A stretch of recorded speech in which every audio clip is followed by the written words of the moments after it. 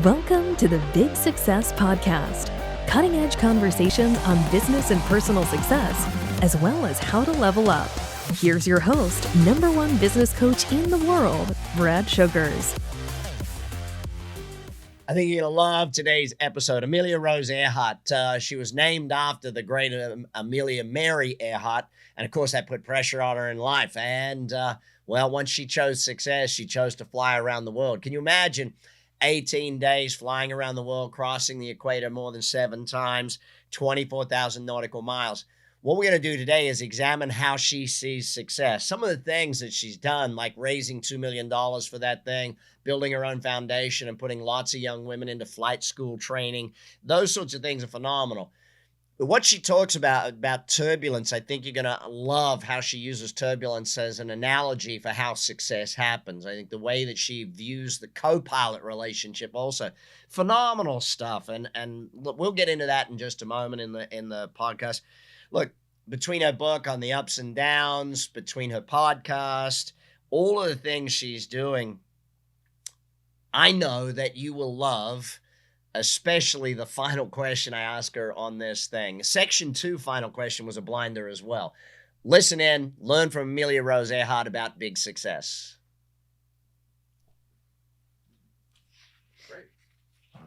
And let's welcome Amelia to the podcast. Amelia, welcome, and thanks for giving us your time today. Appreciate it very much. Hey, Brad, I'm excited to be here. And Denver, Colorado, nice and chilly today. Obviously, it's nice and warm where you are inside. But I want to start with our first question, which is always, what is success to you? How do you define success? You know, as a pilot and as an around-the-world pilot, and now as a professional speaker, my definition of success is being willing to take off into whatever airspace I choose to fly, metaphorically or literally, and know that there may be turbulence, but taking off anyways, knowing that the bumps are going to be out there, but that I can handle them.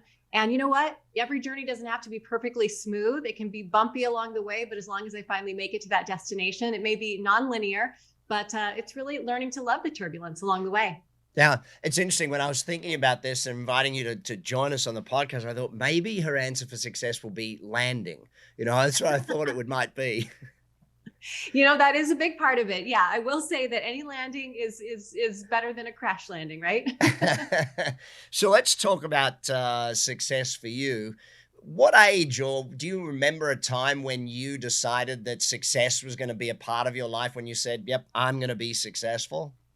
I actually do. I was a high school senior and I was kind of a nerd at that point in my life. I never played sports. Weren't we all? Yes. I know, right? But no, the game changer came when I joined the high school debate team. And I began competing in these local tournaments and, you know, interacting with other students. And there were these really very competitive tournaments where we went all the way to the state and national level. But I remember feeling that accomplishment and that feeling that if I worked hard and prepared, I could go in with this solid understanding of how I wanted to present myself and then be prepared in my responses as well. And ever since then, I've been one of those people that loves to show up with the research done and as much information as I can pack in there. You know, you think back to that moment, and how do you think your life changed because of that decision in that moment? Well, one of the really specific ways was that was one of the first times that my name, being Amelia Earhart, I noticed Rose, not Mary, obviously. Yes. My middle name is Rose. The first Amelia's was Mary, but that was the first point in my life where I was noticing that the adults who were judging these debate tournaments, they were taking notice in my name and they were asking me really specific questions like, what does this name mean to you? How are you inspired by the first Amelia? Right. And what are you going to do with this name someday? And it was in that environment that I realized very quickly that I had to know what my answer was. And so I sat down and thought about it. And it was at that point in my life that I really made it the goal to eventually, when I could afford it, start taking flight lessons. And then that slowly snowballed into the eventual planning of the flight around the world. Yeah, it's like, I wonder if your parents knew what they were doing when they gave you the name. Well, I can tell you that answer. They did not. They did not. In fact, they didn't even really know if we were related. It had always just been this long story that we were somehow distantly related to Amelia. But my mom's goal was to inspire me to do great things, give me a good, positive female role model. My dad actually pushed back a little bit. He said, no, this is going to be way too much pressure on our little girl. And my mom went out, and I'm so glad she did, because even though it's been a turbulent ride to fully understanding my connection to Amelia, it's almost forced me to be out there and forced me to address it in almost every conversation I have in life. So let's look at that then. How in your mind does success happen? Is there a formula for it? Is there a way? Is there a step-by-step? What's your thoughts on success and how it happens? So really for me, it comes back to my flight training. I love aviation analogies. And one of the strongest for me that I learned in just the first few of my flight lessons in my early 20s was that every single plan, every single flight begins with a solid flight plan, right? We need to first identify where we want to go. We need to take a look at the environment that we want to head through. We need to see if there are storms along the way. What are the weather conditions? What are the obstacles? And then we need to assess ourselves, right? If we're thinking of ourselves involved in that flight plan, we're the aircraft, right? Do we have enough fuel on board? What kind of aircraft are we showing up with? Are we a small little training plane, or are we an F-16 that can blast through anything, right? I think when we set our sights on something new, we have to ask ourselves those questions. But when I find that you do a lot of the pre-flight work, right, the work on the ground, asking ourselves, are we ready to head into this environment? Doing that first is the best way to be successful once you do take flight. So let's flip that over then. And obviously in flight, there's not failures, but there's challenges. How do we learn success from failure, I guess, or from challenges? Well, every flight that I took, from the beginning training flights all the way through my commercial license, my instrument rating, everything was about, if not experiencing real challenges in the air, simulating those challenges, which is why pilots are so focused on doing emergency procedures, right? Following checklists if and when things do go wrong. And I think knowing that in aviation, it's all about redundancy and planning for things to fail, we almost get so comfortable with the reality of things going wrong that we treat the reality of failure as equally as we do the success, right? It's an incredible feat that every flight gets to where it's going all over the world every single day, right? Think about how many things could go wrong. But the reason aviation is so safe and pilots are so successful in reaching their destinations is because we address those fears head on. I mean, in preparation for my flight around the world, I went to open water survival training, getting tossed out into the ocean and, simulating those conditions so that in the event of an actual emergency, my brain going into a fight or flight response wouldn't be in total panic seeing these things for the very first time. And I think that when we apply those same skills here on the ground, we can do the same, right? Research the things that we're scared of, see how others have made their way through and learn from that. Because as soon as we start looking that fear in the eye, we can break it down and find those solutions and really be ready for them. Wow. So I want to go back to something you said. Your dad, with the pressure on you and that sort of thing. I've always debated, do we need pressure to succeed? Do we need that? What's your thoughts on that? I think we do. It can come in many different forms. For me, it just happened to come in the form of this name where from the, age of maybe 5 years old, that's when I can first remember it. Every single adult that I would encounter would walk right up to me and go, you better be a pilot someday, or even better fly around the world someday. And I think all of that affirmation of, you should think about this over and over and over again, that placed it in my mind. But the thing that really kept me going was that when I started to lean into that response and say, yeah, maybe someday I will learn to fly. I've been given this name and nobody wants to, as a little kid, have the attention on themselves for their name. It was a total pain for, most of my childhood. But when I started to lean into it and say, yeah, maybe I will learn to fly, the people's faces I was talking to would light up. And I think I started to enjoy that positive affirmation of seeing that positive response. And maybe it's a bit of my people pleaser side coming out, which, can be good or bad. But I find that when we encourage one another and we ask good questions about what our goals are and why you're pursuing these things and lean into it, so much can happen. Because if I were met with negativity and, oh, no way, that's too dangerous, you shouldn't do it, what do you think I would do? I would say, that's too dangerous, right? Those things that we say to one another really stick, and I think they matter. Yeah. So when you leaned into now your artwork and all of that sort of thing, how do you put pressure on yourself then to succeed with things like that? Oh, all the time. I'm kind of an unusual pilot type, right? And I think the name pushed me towards aviation. I don't think I would have naturally found it without being named Amelia Rose Earhart. I think I probably would have gone down some other creative path. But because I'm a creative person who also sort of fell into this aviation world, I'm constantly trying to find new ways of seeing the same thing, right? Which is where my artwork comes from. Yeah. On my around the world flight, I took a lot of photography, a lot of photos from the cockpit, and all those aerial images after my flight around the world, they almost haunted me in a way, right? I'm staring at these things going, yes, I could print them out and hang them on the wall, blow them up really big, but how else could I represent them? And so I started painting those images. And then, I started working on my book and telling the stories about the views I saw from the airplane. And so one single thing that we do in life can be seen through so many multiple perspectives. And I like to think of it in an analogy of a compass, right? We've all been taught that on a compass, we're supposed to follow this idea of true north, right? Yeah. Follow your true north, trust your gut. And I think that's okay, but it's a very American concept that there's one way to do things. When I started thinking about a compass, it's pretty rare as a pilot that I fly a heading of true north because it's just one of 360 degrees. And the joy of aviation is that we can make these subtle little course corrections in life, 2-degree heading changes, 5 degrees here, 10 degrees here, and make this winding path. And so exploring those unusual headings on my personal compass is how I flew a plane and became a TV news anchor and started my artwork. And I think it makes us a more well-rounded person when we can explore all sides and not just try to stay in our own lane, so to speak. I hate that phrase. Love it. You're on the Big Success Podcast. I'm Brad Sugars. We'll be back in a moment with Amelia Rose Earhart. We're going to talk about turbulence and how to be your best self. Without the proper methodologies and strategies, building a wealthy life can be difficult. If you're struggling with building wealth yourself, this is the time to join Brad Sugar's 30X Wealth Program. The 30 videos in this program will help you learn how to make your money work for you, rather than you working for it. Create the life of your dreams. And we're back on the Big Success Podcast. You're here with Amelia Rose Earhart, who was around the world in 18 days, not 80 days. Was it 24,300 nautical miles to fly around the world?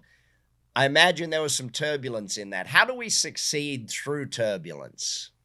So the thing we all need to understand about turbulence, and I talk about this all the time when I'm sitting next to a fearful passenger on an airplane and they're gripping the handle of the seat, they're worried about the bumps. I always remind folks that turbulence is kind of like a pothole in our car, right? When we hit a pothole, it definitely jolts us. It reminds us that we're driving, but it's not going to crash our vehicle unless it is absolutely major. And turbulence is kind of the same thing. Up in the air, turbulence is not the cause for crashes of aircraft. It's simply a disruption in the smooth airflow over the wing. Now, it can cause injury, and yes, it can be disruptive and it can be downright scary, but it's not going to cause your flight to come to an end 99.9% of the time. So what I like to remind folks is that the only airplane that never experiences turbulence is the one that stays locked up in a hangar. Yeah. Right. And that's not what planes are built for. And I think the same is true for all of us. We can handle the bumps, we can handle a few bruises, but if we're protecting ourselves, that's the only way we're going to have a completely smooth journey. And that's a journey that I don't really want to be on. We need those challenges to grow. So how do you handle that with confidence then? Because you talk about that a lot, about handling that change and challenge with confidence.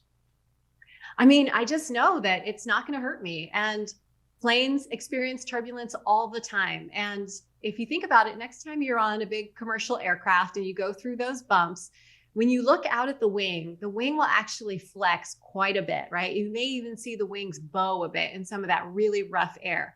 But before that aircraft ever got certified to fly, before it ever got anywhere close to takeoff, that plane was put through stress tests that would stretch that wing so much further than we'll ever experience in a storm up there in the air. So for me personally, when I think about my own turbulence that I've been through, And the major turbulence that I endured was learning that after many years of thinking that I shared a distant common relation with the first Amelia Earhart, I learned in a really public way on Twitter, in a really embarrassing way, that I actually shared no relation to Amelia. And this was right before I was about to launch on my flight around the world. I had already drilled a hole through the side of a $4.5 million airplane that I had borrowed from the manufacturer. A lot was on the line. And when I learned this new information, I was being criticized publicly, told, you're a liar, you're a fraud, you're a fake, you don't deserve to fly. Amelia wouldn't want to share a name with you. And I had to recover from that turbulence. I wanted to cancel my flight at one point because I thought, this is too much, this is embarrassing. But when I learned that new information, my first genealogical test that I hired a genealogist to do in college was disputed by someone in 2014. And then I did another test and found out that this guy was actually right. I wasn't related. So I had to reframe my approach, and that required a major course correction. I had to say, you know what? I'm no longer going down this heading that says I'm Amelia Earhart, distantly related to the first Amelia. I'm going to take a similar path. I'm going to still fly around the world, still support women in aviation, give out these scholarships. And everything changed when I decided that it was more important than I be related to Amelia, that I instead relate to Amelia, which was a shared interest in aviation and just going for it. And knowing that a journey can be imperfect and still be so very successful. Well, let's look at that. You know, most people, when it comes to goals in life, don't set the massive goal. Don't do that. We could say you were almost forced into that massive goal, but that's not real. You chose a massive goal. What's the difference, do you think, between someone who chooses just normal goals and someone who chooses that massive successful goal? You know, I think there's a lot of deep psychology in it, having a name like this, right? I've gone through lots of therapy as well, but I think my parents, they had good intentions with this name, right? But they never really took it that seriously. They never helped me with the research or said, hey, here's a pile of money, go learn to fly, go embrace this name we've given you. They said, we're naming you Amelia Rose Earhart to be inspired by this great American hero. Do what you want with it.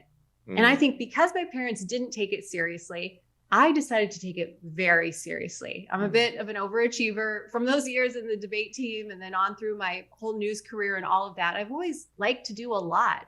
And so I think to take myself seriously, I wanted to set the biggest goal I could think of, which was to complete this flight. And you know, treating it like a business plan was really what I set out to do right from the beginning. I raised close to $2 million with all these different corporate and nonprofit partners around the world, high-level groups like Honeywell Aerospace and Pratt & Whitney engine manufacturers, Remova Luggage, these teams that could help me piece together this mission. And I think once I found myself in the midst of all this action and movement, suddenly I was like, oh, I like this. Like, this is going to be my life, whether it's the flight around the world or becoming a speaker or whatever I set my sights on. And it's just fun because now that I've completed the flight around the world and took it so seriously and checked that off, now I don't have to answer that question.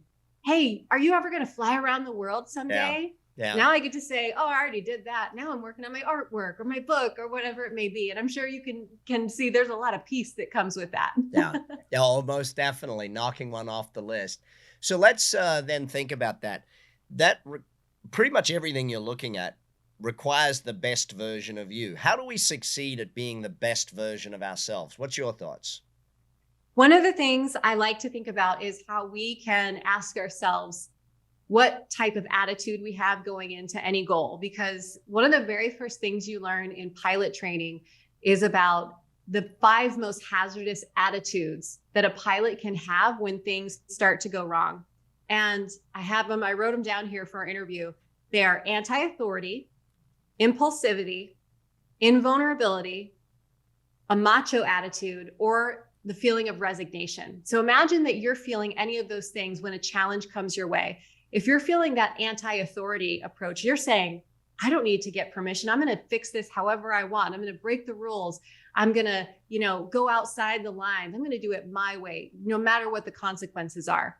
Or if you're feeling that sense of invulnerability, you're saying, this can't happen to me. How dare they, right? How dare this challenge approach me this way? Well, when we ask ourselves, because look, all of our biggest goals are going to involve challenges. We know that. And when the frustrations come our way, we need to check, are we experiencing any of those 5 hazardous attitudes? Now, they can all be recovered from except for one, and that is resignation. Yeah. And so if you were to imagine a pilot flying through a storm and that feeling of macho comes along, or impulsivity, right? You're making choices, you're holding onto the controls in the cockpit, you're saying, hey, watch me, I can get around this. Or impulsivity might be making a decision too quickly and making a mistake.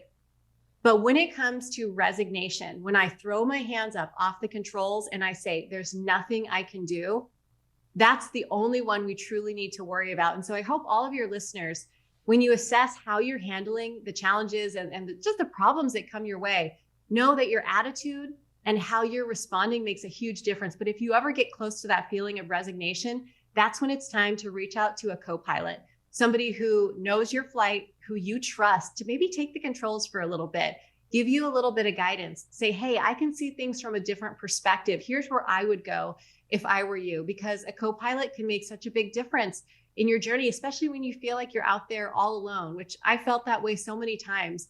And it was only when I called a mentor, called a friend, called somebody I looked up to and said, hey, what would you do in this situation, that I was able to recover from that feeling of resignation. And I felt that resignation when I learned about my name. Like I said, I wanted to cancel the flight and say, no, I'm done. But I called up a mentor of mine and he said, look, you've done the hard work. You have put in the hours. You've got your licenses. Look at this. You love aviation. Do this flight around the world because you want to, not because a genealogical connection granted you permission to, right? Just because your name is whatever it may be doesn't mean you can fly an airplane. Yeah. Right. And so that outside perspective, I think, can be such a great way to recover from some of those attitudes. I love that. I love that perspective. You're on the Big Success Podcast. We'll be back in just a moment. We're going to talk about scaling up and going big. Amelia Rose Earhart is an accomplished pilot, speaker, and author. She's flown across the world and back, following in the footsteps of her namesake, Amelia Earhart. She's also the founder of Fly With Amelia Foundation, which provides flight training and scholarships to young women. Listen as Amelia shares her experiences as a pilot and how they've influenced her approach to entrepreneurship. And we're back. Amelia Rose Earhart. Now, flying around the world is one way to scale up and go big. What have you noticed in your life is the difference between people who are good and people who are great at what they do? Well, I think it's a fuel tank. Okay. When we're back to the flight analogies. Good. I love this. Oh, everything is a flight analogy here. I can't get out of it. But it truly does come down to a fuel tank, because when I set my sights on completing that flight around the world, I had established a relationship and a little bit of a partnership with the Pilatus aircraft company, right? The single engine airplane that typically couldn't cross the oceans and the stretches of oceans that I wanted to fly around the equator. The range just literally could not cross those stretches. And so in order to make that aircraft that I had already established a relationship with their team, in order to make that plane work for my mission, I proposed adding an extra 200 gallons of fuel on board that plane, which would allow me to go further and be able to deviate around storms and literally just go from South America all the way to Africa, crossing the South Pacific Ocean and beyond. And so if a physical fuel tank in an airplane can make it go further, I think when we ask ourselves, how much fuel do we have on board for each and every day?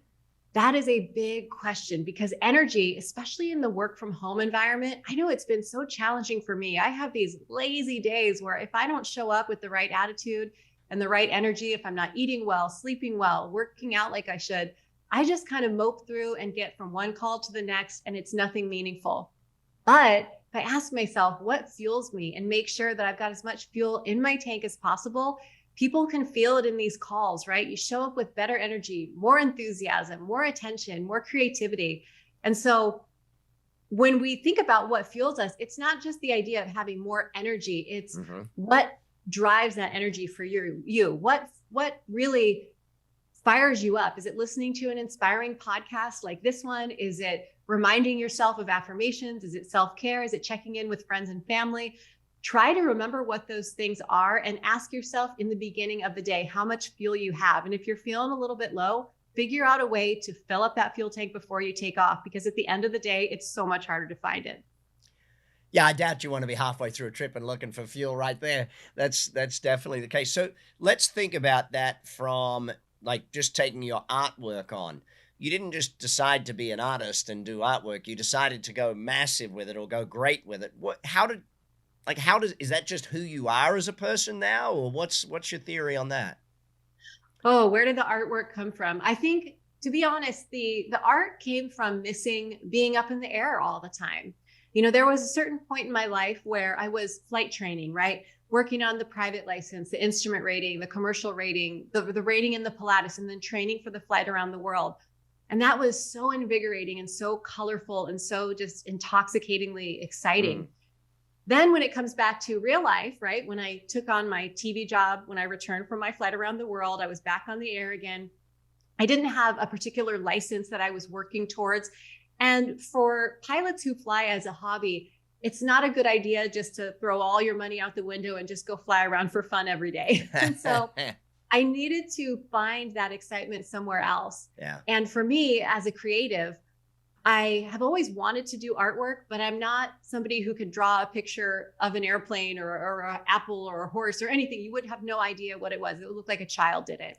And so I was fumbling through social media one day, looking at Instagram or Pinterest, and I started seeing these beautiful and compelling paintings that were described as fluid art.